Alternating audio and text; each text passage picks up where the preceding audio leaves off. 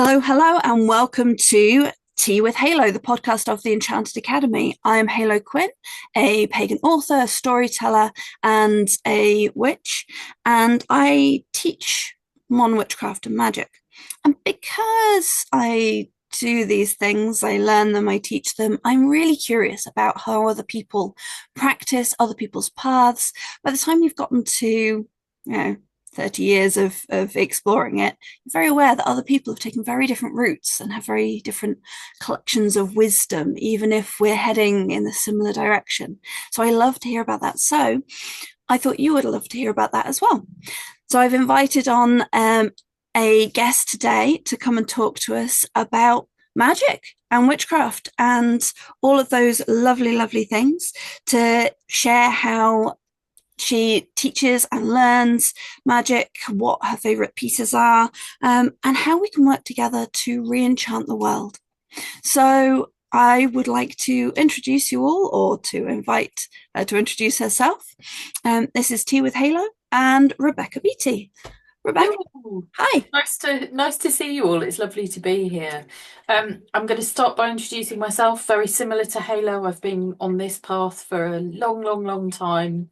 I would probably say my first, if you have to pigeonhole yourself, my first one is as a writer.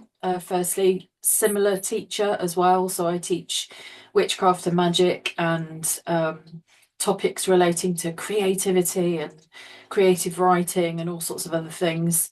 And labels wise, I sometimes would define myself, I would generally say I come from a Gardnerian initiatory tradition, which is one kind of strand.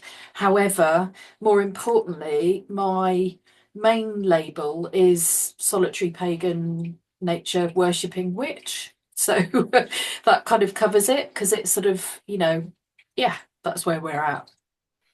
Love it, love it. And isn't it one of those things that you can have those traditions behind you, but at the end of the day, I know I've found that even when I'm working with others, it's such a unique path because it's so much about how we come to the magic and how we come to Yeah. those traditions and where we meet them.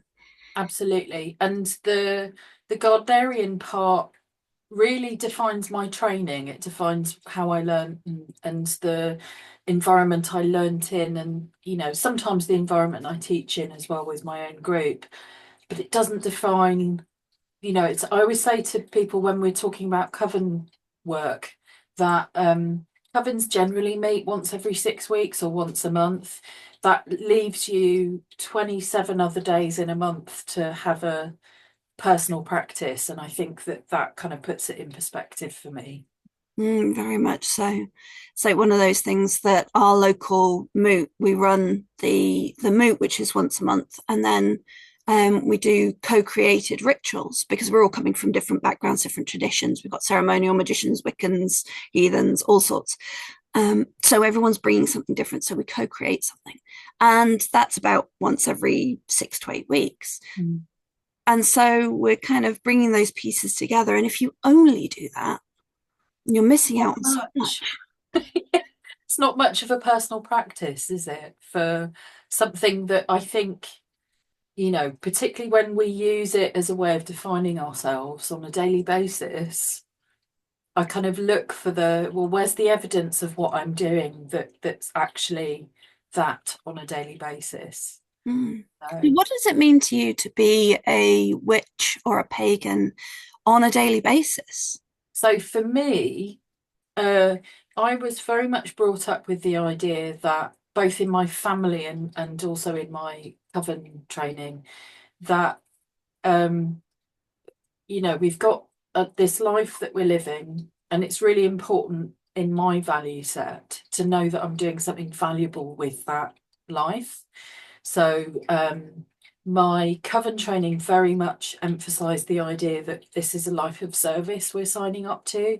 Coven life isn't for everybody. It's a very distinct thing of its own. It's an unusual life path to be choosing. Um, So I do a number of different things on a daily basis. I have a full-time day job working for a charity. I write books. I've got a family, and I spend as much time out in nature as I can, because for me, paganism is all about the time in nature.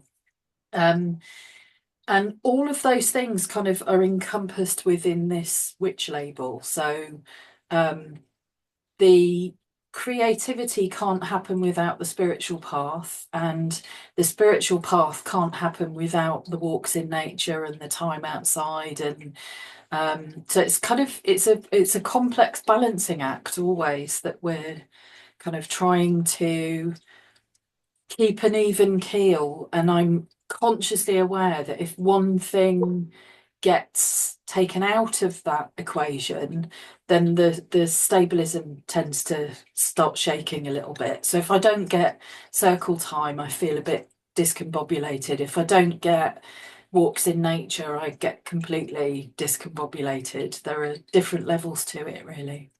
So it's that balance of things that feed you and things where you are also giving back, and Yeah, as well as doing like the work in the world, the charity work and thing and family work. absolutely. Yeah, yeah, So that sounds to me very much like, for you, being pagan, being a witch, being magical is every part of your life. yeah, yeah. I couldn't separate out and say, okay, now I'm being a witch, now I'm being pagan, because I think if you compare us to other religions, and again, that's a big dangerous word to use, isn't it? The religion word. How do you define a religion? But to me, if you were to say to me, what's your religion? I'd probably say paganism first and foremost, and then Wiccan, and witch, and they're all kind of intertwined again. But the thing that separates us from some of the other faiths is we don't have a priesthood that's separate from the community. We're all the priesthood, if you like. And that's where I think everything that we do becomes an expression of that faith. It's not a now I'm doing witchcraft, or now I'm doing Wicca, or now I'm doing paganism. It's just that's who I am. So that's a really interesting piece that you bring up there, because it's something that I've talked to a lot of people about over the years, and that's that. So the kind of priesthood aspect of it, in terms of um, leadership roles Mhm. within ritual, right, or leadership roles within pastoral caring within a pagan community.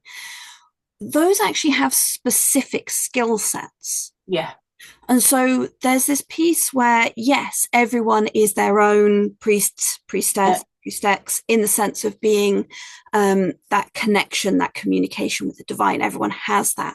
mm, But there's that other set of skill, which is about holding space, leading ritual, bringing community together, which is a different set of skills to the thing I think is utter magic that is beyond me, which is feeding people yeah, nourishing food. I'm like, yeah. that's amazing, but that's a different set of skills.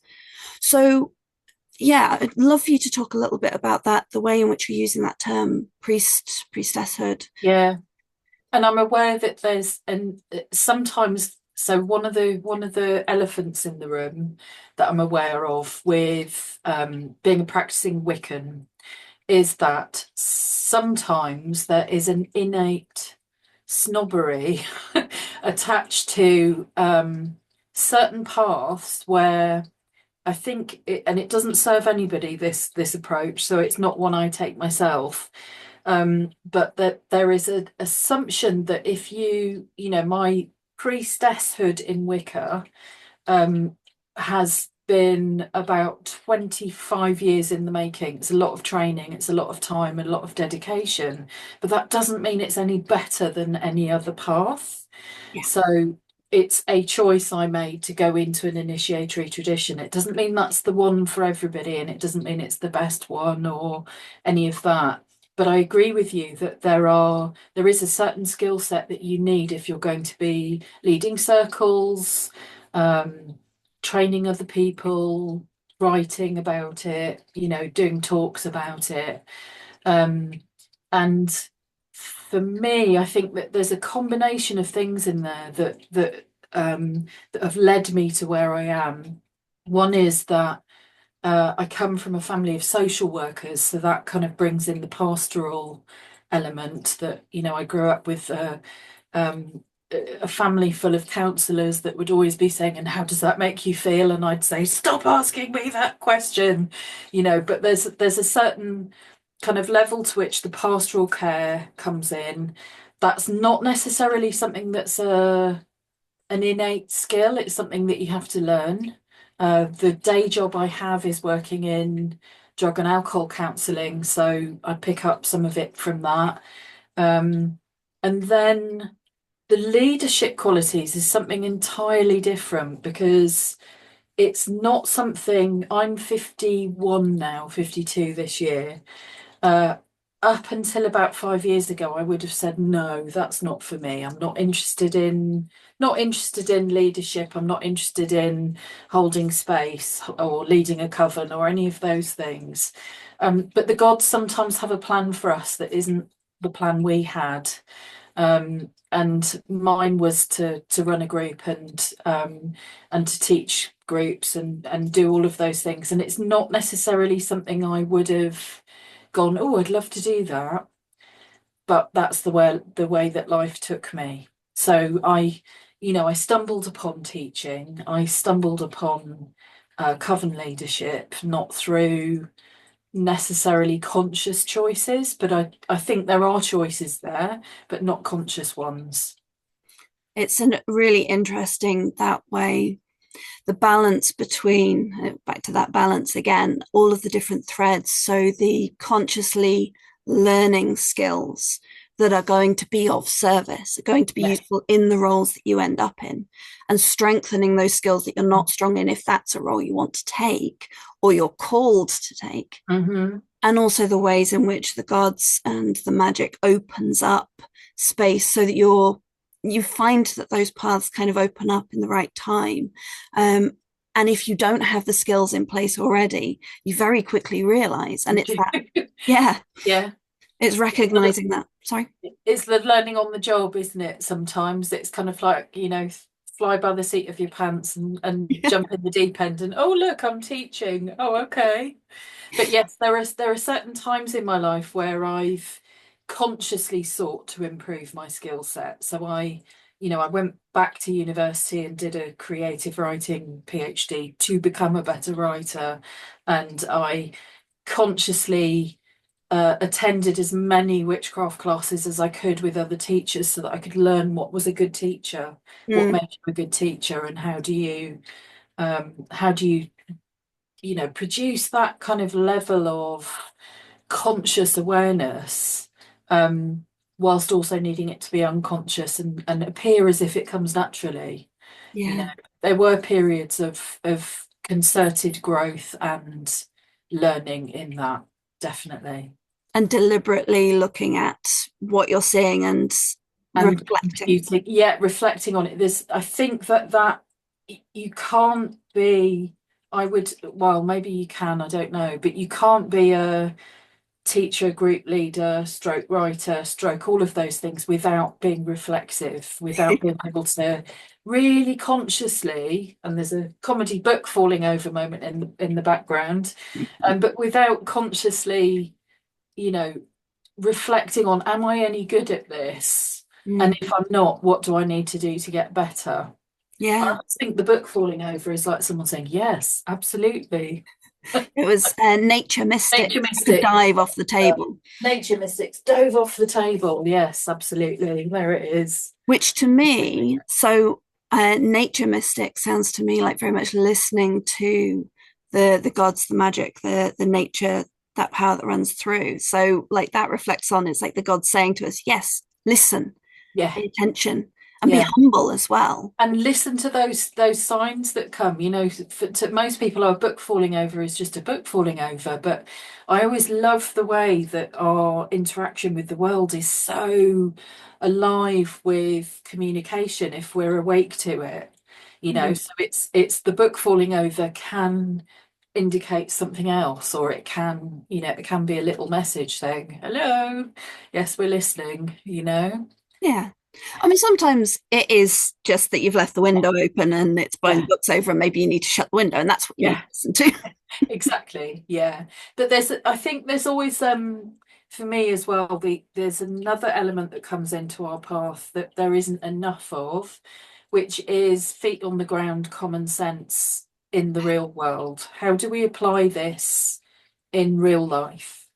So, it's getting that balance, isn't it? We don't want to go too woo-woo and be completely off the scale Yeah. whilst also trying to operate in the conscious world outside. And that's something as well. So there's a thing that is within the community, within many communities, that people who are mad are just hearing the spirits or whatever. And it's like, well, and not misunderstood. And it's like, well, sometimes, but actually, more often than not, even if they are hearing the spirits, that lack of ability to manage it and to cope with your life that's the madness. That's the problem, Yeah. that needs support and needs help, rather than going, oh yeah, you're fine, you're just hearing the angels. Yeah. Mm. It's a tricky one, isn't it? It's a really tricky one because I always think, there is a difference between having an open communication line with the universe and psychosis. They're very different things, aren't they? Yeah. I often would say to people, I mean, I'm very grateful I don't physically hear things. I've always had an agreement with whoever's out there that we work on a feeling basis rather than a seeing or hearing or anything concrete.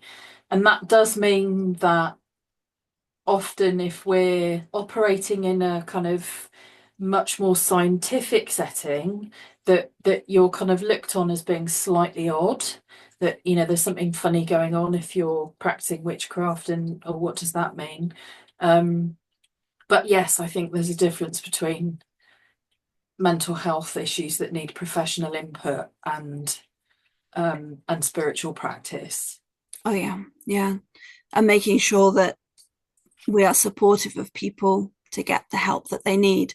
So to go back to that, like, learning skills and pastoral care thing, Mm. when I first got to university, I was 20. I joined the Pagan Society, and I actually had quite a bit of experience already at that point Mm. in group work and solo practice, because I started quite young.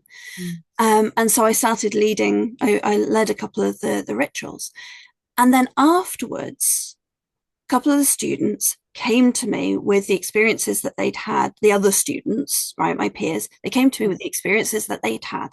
And because I'd been leading the ritual, they saw me then as some kind of authority. They started projecting a hierarchy. And at that moment, I was like, I realized I do not have the pastoral skills or understanding in Mm. order to support them. So what do I do? How do I go and get them? How do I learn where to refer them to? Mm. Because we do get people who come in who need support that we can't offer. Um, Absolutely. yeah, Yeah. and that was the real wake up call for me, was sort of stepping into the leadership place with the skills I could do, and then it being assumed that I would also hold all these other things. Yeah. And I think that the other thing is that when you encounter somebody, when I think back to when I was a young seeker and just stepping out into this world, the people I looked up to made it look very simple. The skill involved in making something look natural is quite something, isn't it? So yes, when you're thrown into a situation where all of a sudden you think, that's the skill set I need now, then you've got to start learning quite quickly Yeah. if you're going to do it responsibly. So when you were learning about your path, because you said obviously it's been quite a long path for you, and you're just now, or more recently, stepping into that leadership space and that teaching space. Obviously, you've done for a little bit longer. Mm. Um, how did you go about learning how to teach, aside from observing people? Like, what's that process look for when it's specifically magic? That's a really interesting one. I first learned how to teach other things. So I was learning to teach over in my day job over a period of probably the last couple of decades. I was learning to, firstly, was teaching IT skills, which is a completely different skill set. However, you're still needing to understand the learning process and what blockages people might have and what might help them facilitate their own learning. So that, even teaching a completely different topic, there are still tools that you can bring with you into teaching witchcraft. From there, I kind of went into delivering training at work. I started, it was health and safety training. How do you get a topic that's quite dull and quite cerebral to come alive to people? How do you make it alive and awake and all the rest of it? So by the time I got to teaching witchcraft, which is a topic that people only really want to know about if they want to know about it, Mhm. it's much easier than those other things. It's easier than health and safety, it's easier than IT because people actually want to know about witchcraft. So you've already got one bonus skill in your training bag, if you like, when you come to teaching witchcraft. I think the other thing is um there's a level to which I've always been a bit of a psychologist in terms of wanting to understand how people think, how brains work, how do we overcome our own challenges and how we overcome our own resistances to things. And that, so for a period, I was studying neurolinguistic programming and hypnosis and all sorts of other kind of sides to the brain.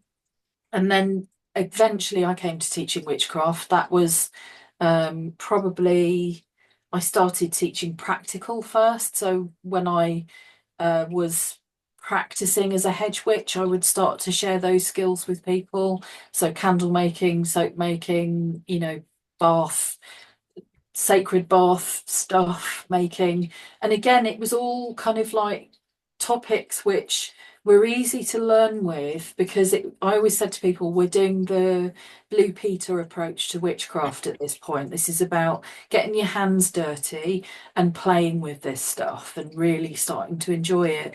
And I think that that's probably the approach I take generally, is that our creativity kind of connects to our childlike curiosity and wonder. Um, and I think if you can get people to understand that that's the ballpark we're playing in, even with something that's quite dry, like pre-modern planetary magic, or something that's got a bit more of a historical bent to it, that desire to learn and that childlike wonder and curiosity is what kind of keeps us all going, I think. Yeah, absolutely. I find that each time I approach something more cerebral, like the astrology, so I've gotten to a point where I'm revisiting the houses and what the houses are and the different, like classical and traditional and modern, and connecting those up with something more tangible.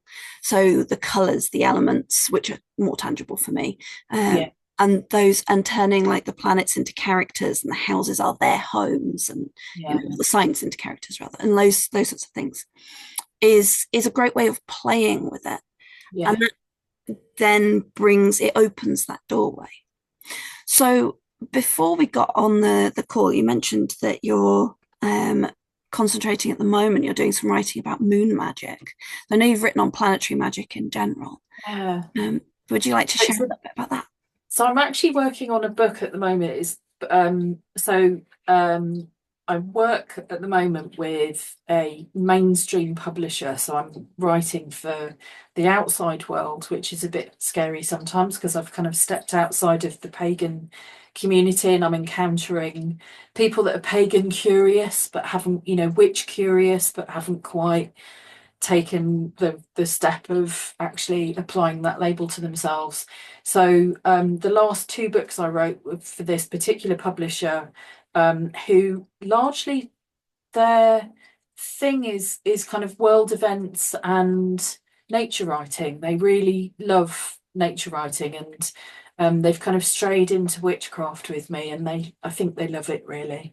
Um, and so the book I'm working on for them at the moment isn't just moon magic. It's about winter and how we survive winter. It's using the witch's toolkit and the skill set that we have. How do you help people to sort of find a way of not only navigating winter when our death rates go up and our depression rates go up, and often many of us find winter really challenging, but also to sort of turn it into a positive event so it becomes something that you can glean something from. So one of the chapters I was writing this morning is about moon magic, but I'm very much writing from a Celtic perspective, exploring our Celtic origins and our I live in an area that is a Celtic area, just as you do, Halo, and it's the it's the seeing all the parallels in the history which I find fascinating. So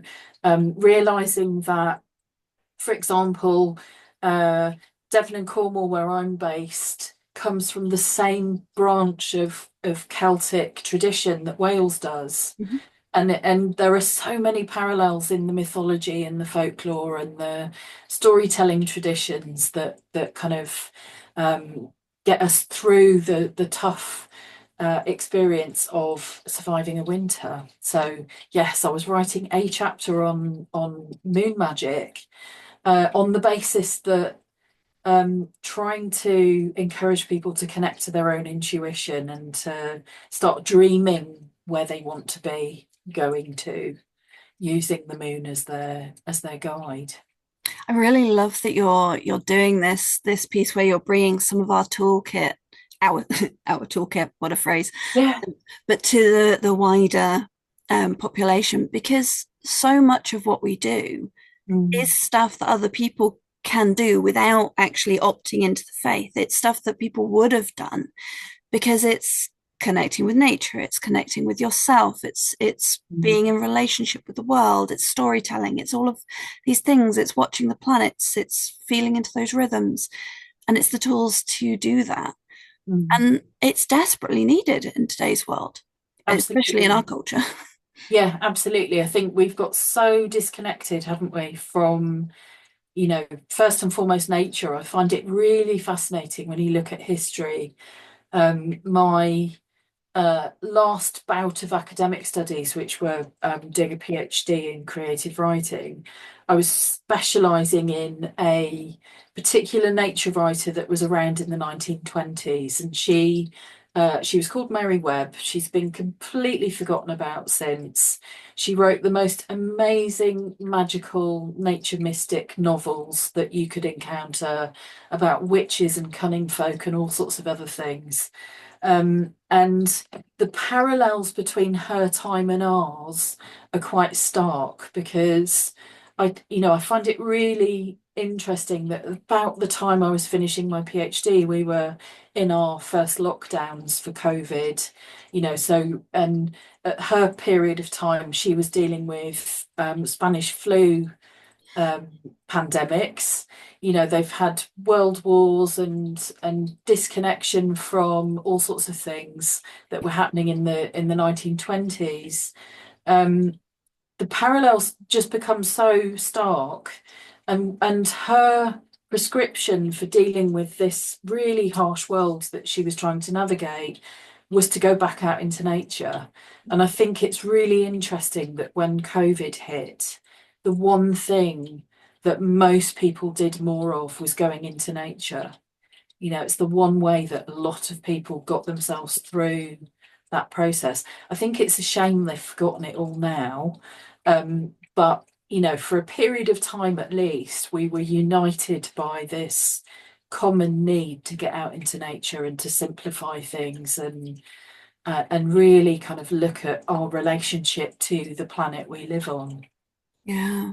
I think a lot of people are tired, Massively, and we tend to do massively. that thing where we kind of turn inwards and Yeah, isolate ourselves because we're like, oh, this is overwhelming. I'm tired. I just need to be somewhere yeah, safe.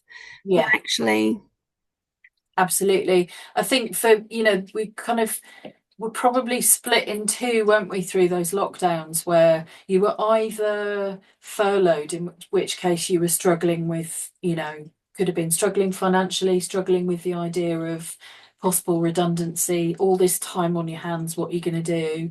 The I was in the other half, which was still working, and because it was so frantic at that time. We all came out the other end knackered from those experiences. And I don't think as a wider community of humans, I don't think we've got over that yet. And I don't absolutely. think we will for generations. It will probably be something that we look back on and go, oh, that was the cost of that. Yeah, it certainly seems to have had that ripple effect. And I mean, I've noticed it within the pagan communities because, of course, we had, I mean, it's the same in musical and performance communities and all sorts of places, but lots of events closed, lots Hmm. of meeting places closed. And we also had quite a division of people, which direction people went in terms of which stories about it we were then falling Yeah, into. And I firmly believe that everyone I know, whichever direction they've gone with their stories, of whether it was like COVID was real and we should be masking up and looking after each other, or COVID's a hoax and it's to divide us, everyone's responses is rooted in a desire to connect and to look absolutely. after each other. Yeah. But we've then got these two sets and it's very prominent within the pagan community, I've noticed, is these very prominent two different stories.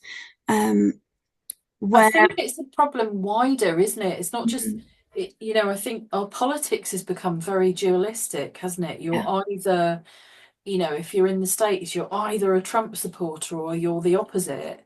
You're either in the UK, you're either a Brexit supporter or or a Remainer. And nowhere, it's very unusual these days to find spaces where we can meet in the middle and still talk about these things without becoming completely polarized, yeah. and, you know, very angry. And I think that comes back to what you were saying at the beginning about like when we go out into nature, we're and this is how I'm gonna phrase it, right? Paraphrase it. Like we go out into nature and we are human beings, we're human animals in the world, in that world where we need to be. And when we meet each other in person, in places in person, especially if we've got some nature around us, we are human animals being animals together. Yeah. But when we're online, there's that sense of separation that the other person isn't really real, that we're in our own space and we're kind of in bubbles. And that's where we kind of butt up against each other and we forget that there's more nuance than just the sound bites and that there's that connection there where we can find that common ground and Mm. listen and find the shared care. Yeah. And this is not to downplay. Some people are genuinely being very, very hateful.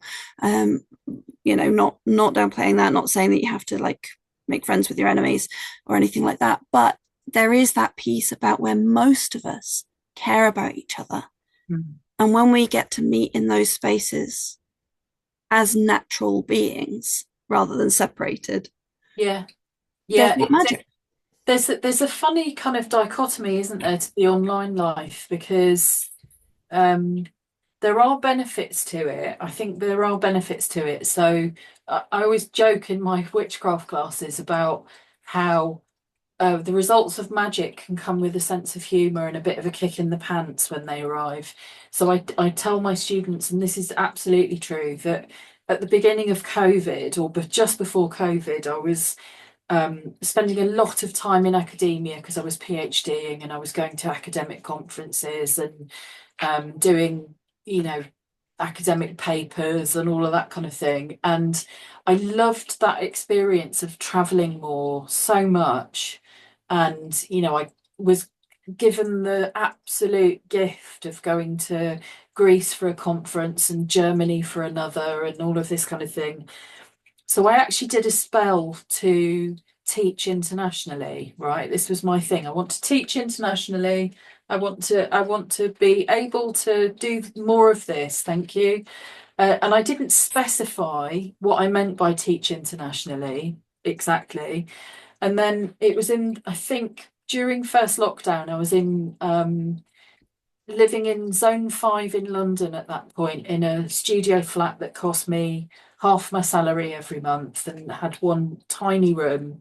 And my classes, which I was doing fortnightly all through COVID lockdowns, um, had gone online. The first thing we did was switch to Zoom teaching very quickly. And I was teaching Wheel of the Year classes. And the one question I always ask people when they come to my classes is, what's happening in nature where you are now? Mm-hmm. And so I was doing what I normally did. What's happening in nature where you are now? And I think the first response I got that I thought something fishy was going on was somebody said, "Oh, it's forest fire season." And I was like, "Okay, I wonder where this person is." And then somebody else said, "Oh, it's in another class they said something about oh, it's time to turn on the air conditioning soon because spring is coming. It's time to turn on the air conditioning." And I was thinking, where are you? And so I started saying, tell me where you are, and realized that, I had students all of a sudden who were in Australia, Japan, uh, uh, the west coast of America, which is hence the forest fire season, that the people were popping up all over the place. And it was that moment where I thought, oh God, I did a spell to teach internationally. I didn't say I'd like to travel and teach. So I Mm-hmm. was sitting in zone 5 in the same kitchen that I'd been in for, several months, finding that I was teaching internationally, but it was obviously not me that was traveling. So I think I love the online life for its ability for us to not have to get on trains and buses and aeroplanes and all the rest of it. I love the fact I can choose to live where I do and still do the job that I was doing when I lived in London. But yes, there is still that need for personal, in-person interaction. So it's getting that balance, isn't it? It Really? is. I think it's that remembering. So if we can remember when we're sat, because I do obviously do a lot online. I live west coast of Wales and I don't drive. Yeah. So Ah. yeah, yeah. It's a full day of public transport just to get to Yeah, yeah, yeah, Bristol, right? yeah, yeah. Um, you know, And in areas where there's no infrastructure, it's like in the village I live in, we chose to move to a village because my partner doesn't drive either. We chose to move to a village where there's a train line mhm. and there's buses, but they run once every 2 hours, or if you miss one, then Yep. you're sitting there waiting for the next one for a long time. Yeah, this is I live in like the biggest town in my county, Mm. I think. And we've got the buses that go down south are once an hour, Yeah. not too late into the evening. So you can't actually get back if you're out too late Yeah. somewhere else. My last train is at 9 o'clock. Yeah, 9 o'clock in the evening. So it's kind of like if you miss that, then yeah. yeah, Yeah. And but that is what it is. I love where I live. I love the yeah, people here. There isn't a lot of work physically here, so my work is online. And same. Yeah. yeah, and I love that. And when we can remember that we are animals, that we are parts of Human nature animals. together. Yeah. Yeah, human animals together, even when it's across a screen or words on a page. When we can Mm. hold that memory and that sense of connection, I think that we can move past some of that feeling that we're in separate bubbles when we're Yeah. interacting and find that middle ground. Yeah. And this is one of the things about magic, right? When we cast a circle, when we take ourselves into that magical space, Mm. we then can connect up with other people in that same magical space all the way around. And you can feel other people in the circle when you cast circle together Mm. online. You can Yeah. feel each other, you can meet each other in spirit there, and then have the video like to just reinforce that, and the voices to reinforce that. It's just this wonderful extra layer when we remember our ability to be Mm. in the spirit as well as in the physical. Absolutely. Yeah, and what a magical experience that what a privilege we have having access to that. And Yes. it's the bit that I love the most, and I will, the part of the reason that the in Wicca we often say that we are, we will be return again into this life and we'll remember who each other are, that we'll come back into the same places as our coven brothers and sisters. And obviously that's a matter of faith. You don't know if that's actually how it's going to be. But the bit I absolutely adore about this life is that we have this extra dimension of possibility, don't we? I often say to students, when you come into a witchcraft class with me, I want you to give yourself permission to believe in magic just for the 2 hours that we're together. Even if you then return to your scientific, existence outside of that space, Mm. in a witch's circle, we've got that possibility that anything could happen. Yeah. Oh, absolutely. And the ways in which those online spaces have added a layer, have added that space that people who couldn't necessarily get, like not just me not finding it difficult to get to other people, but I know people who are in Brazil now Mm. who couldn't travel to events within our tradition, the tradition of reclaiming, Yeah. because they live in Brazil, right? And And that's before you even take into account things like disabilities, if people aren't able to get into disabled friendly spaces and you've got access issues or, suppressed immune system or any of those things, yeah. it becomes even more complicated, doesn't it? So these are all the different layers of community, and again, that balance of be remembering that we are human animals and using the tools at our disposal, and remembering that we have that ability to be in that space of magic together, and holding all of those pieces to help to build and enhance and enchant our communities. Mm. So, one other question I like to ask people is, what do you think is one of the most important things in supporting, growing, and building magical community? That's a really good question. Oh, you got me chewing over that one. I think that okay, I'm gonna put myself into a place of vulnerability because this is where I think we lack the skill set sometimes in life. That it's a bit similar to the question I get asked sometimes about where is your activism? Mm.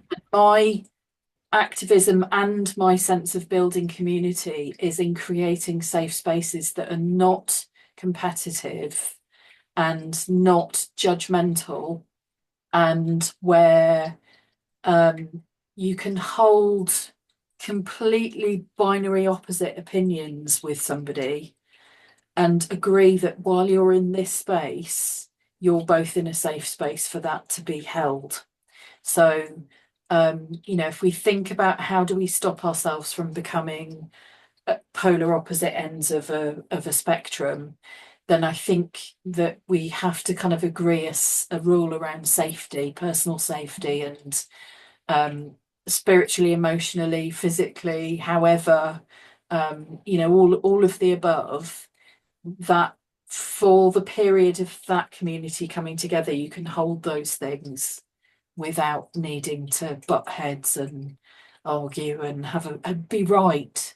Mm. That we have to um, always give ourselves the possibility that we might be wrong about things. You can change your mind, you're allowed, and you don't always have to be right. Yeah, yeah. And that's especially important within the pagan community because we have so many different paths and traditions and sets of beliefs. Mhm. And so many of us coming from a materialistic background, Mm. um, it's very common for people to hold like a psychological model of the gods. But we Yeah, also have quite a lot of people like myself who's like, well, no, the gods are literally real. Um, you know, and actually, it's okay that we don't know. yeah. And Right? I get the other thing I'll often say to students in classes is, I'm not going to tell you what to think or what to believe. That's up to you. What I'm going to tell you is what the possibilities are. Just going Mm, to lay out in front of you a series of possibilities and invite you to go away and think about them. yeah, yeah. And I think that's something so beautiful about this path that we are on, this religion that we are a part of, this Mm. spirituality, and the craft, right? Yeah.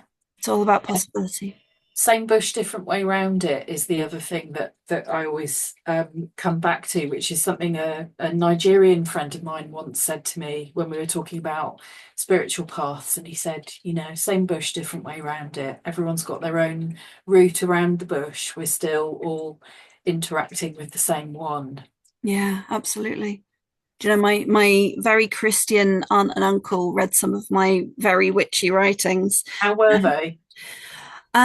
They met my uncle messaged me privately. This is about 10 years ago now, and said, you know what, I was worried, but like reading actually what you how you're approaching it, we're all seeking the same Yeah. top of the mountain. We're all seeking the divine, we're all seeking God. We're just going different paths. And like, yeah, Yeah, I had my godmother was a born again Christian. And we had a period where we were not in contact with each other. And in that period, I'd kind of found the pagan path and kind of started following this way. And when she came back into my life, I used to be absolutely terrified that she'd find out I was pagan and start shrieking at me and all the rest of it. So I kept it so secret. I really tried to keep it out of her earshot and out of her eye shot. And I used to think, God, I hope she doesn't ever come round to my house because I'll be rumbled. And she died last year, very sadly. And I was at her funeral with her son, and we were talking before about going to this event, and he said to me, "Please come because I know it's going to be a lot of church people there, and I want to know that I've got somebody in the room that's an ally." Um, and I said to him, you know.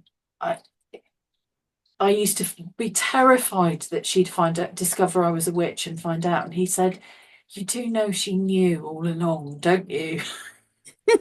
She loved you anyway, and it's just like all that time wasted in sort of trying to conceal something and trying not to.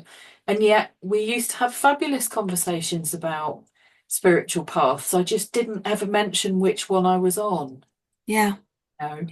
It's just telling the truth, being honest, being authentic, Yeah, and choosing your language in to express what people will understand rather than, exactly. you know, using like because when you're communicating, it's not just about what you're saying. If you're communicating honestly, it's about what they're going to hear. Yeah, Yeah. yeah, absolutely. Yeah. Yeah, Meeting as human animals. absolutely. Yeah. Absolutely. So there were so many other threads that I would have loved to have followed up with you, but we are coming to time. So, what is a practical thing or a journaling thing that people can come away from this conversation, this episode, and have a go with to Oh, that's a great question. magic? I am a lifelong journaler. I've been journaling since I was 11, so I often include in my books journaling activities and questions to kind of think about. I'm actually going to give you a practical though. This is more about a recipe for something that's self-care related. So we never get enough self-care in this world. This morning when I was writing the chapter on moon magic, I was giving a recipe for a bath salt for moon worship. Um, in a lot of, and you know, this is preaching to the choir and all that. We all know that salt is an energy cleanser, and it's a really useful um, tool to have in your witch's kit or your druid's kit or whatever, whichever kit you're carrying. That one of my favourite recipes to share is a bath salt, because not only are you getting the relaxation of being in water, which is always a good thing, as far as I'm concerned, but also you're having the, you know, if you use Epsom salts, then you get the extra muscle relief as well if you're a bit achy. So the recipe I've got for the bath salt, for a lunar bath salt, is a cup of sea salt. And I would say, people often say, "Oh, what kind of salt? Does it have to be posh salt?" No, any salt will do for this. But if you can get sea salt, all the better, because it's, you know, then it's a natural material that you're using. You can add Epsom salts if you want to. Add half a cup of Epsom salts to that for the muscle soothing qualities. Now, because it's lunar magic, and I'm a pre-modern planetary magic geek, I would say use 9 drops of jasmine essential oil and 9 drops of sandalwood essential oil, both of which are sacred to the moon, as we know. If you want to add some dried jasmine flowers, then 9 pinches of jasmine flowers. And if you don't have access to a bath, because this is one of the things that used to really stop me in my tracks when I lived in the city, I didn't have a bathtub. You can also add half a cup of your favourite carrier oil to the salt and turn it into a salt scrub. So lob it in a sock or a handkerchief or something, and it will become a salt scrub for your skin at that point. But if you're using the bathtub, what you're doing is, in my model of the world, we create salt and water to cleanse circle spaces before we go into them in Wicca. And I always think a salt bath is perfect, because what you're doing is creating this lovely, relaxing, energy clearing, sacred space for yourself for the period that you're sitting back and relaxing. I love that. So that's a cup of sea salt, Yeah, optionally a half a cup of Epsom salts, yeah, um, and then 9 drops of jasmine essential oil and 9 drops of sandalwood essential oil, yes. and 9 pinches of Of jasmine jasmine flowers, which flower. are optional, because you then have to pick them out of the bath when you're finished. Yeah. Sometimes it's nicer just to use the essential oil. And if you want to turn it into a salt scrub, half a cup of your whatever carrier Favorite oil. carrier oil. So yeah, I would say whatever oil your skin likes the best. So you know, almond oil or olive oil or jojoba can Yeah. be used as well. I like almond oil, but I'll quite often use olive oil for salt Me scrubs too. because it's what I've got in the Yeah, kitchen. exactly. And I always think with all of these things, I know I'm saying use essential oils, but as a hedge witch, I've got a pile of essential oil bottles. So there are certain things I always keep in the house. Mm, But yes, I'm a great fan of, don't go out and buy the expensive, you know, difficult to find stuff. If you've got it in the house, use it. yeah, yeah, absolutely. Oh, thank you very much. And so if someone's having a bath or a shower with this, are there any tips for how to approach that process when they're in So the with the salt and water ritual that we do in a witches circle, obviously we have words that go with making salt and water that are taken originally from the Key of Solomon grimoire, but it's very, very um, archaic in tone, and it's quite difficult to kind of get your head around if it's not naturally something that you've spent time doing. I have would give a simple set of words that you would use instead when you're mixing the salt and the water together. So in the process of mixing up the bath salts, I would be either saying out loud or just focusing in my thoughts on the idea that what you're doing is blessing the salt. You're not cleansing it because it's pure already. That so you would sort of say something along the lines of, I bless this salt that it may send out all evil from the world, or whatever it is that you want to say about it being blessed in order to perform the function of giving you rest and relaxation and a cleansing of negativity. And then when you're running the bath water, again, hand in the water so that you're projecting your thought process into the water as it's running. And we would say that you were cleansing water because it's not naturally energetically clean. So something from the heart that says, I'm cleansing this water of all negativity, and then mixing the salt into the bath water. You can also do words along the lines of, so, I ask the gods to bless you and cleanse you, that you can help me with this process. I love that. So think about what it is you want the salt and the water to do, and Yeah, then ask that it is so and yeah, intend that it is so. absolutely. Yeah. Yeah, it's all about intent, isn't it? Yeah, I love that. So thank you so much. Rebecca, where can people find you and your work? And I will put links in the description as well. Yeah, my main places, terms of social media, I'm on Instagram and I'm on Facebook. I can only manage two social media platforms before I go into overdrive. So yes, I'm on Facebook with my real name and on Instagram, and I'll put the links in. I've also got a website as well, so that's probably the easiest way to start because that's got all of the links on it, and it's www.rebeccabeattie.co.uk. And I'm on Substack as well, which is a more recent development, which is rather fun. I'm quite enjoying Substack. Yeah, me too. People are very thoughtful on, or at least the people I've Yeah, yeah. yeah, it's a good place. Great. So we'll put the links in the episode description Yes. for people. And I'd love for people to share what their favorite part of this conversation was in the comments below. And if you go away and do a salt scrub or a salt bath, like how does that feel? What's your experience? Come and let us know how you get on with that. We want to hear about your magic. Is there any final piece you'd like to share with people, Rebecca?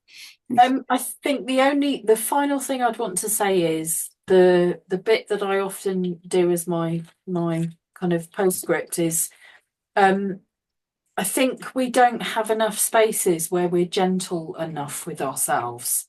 So the one thing I would suggest you jettison as quickly as possible is the need for perfection.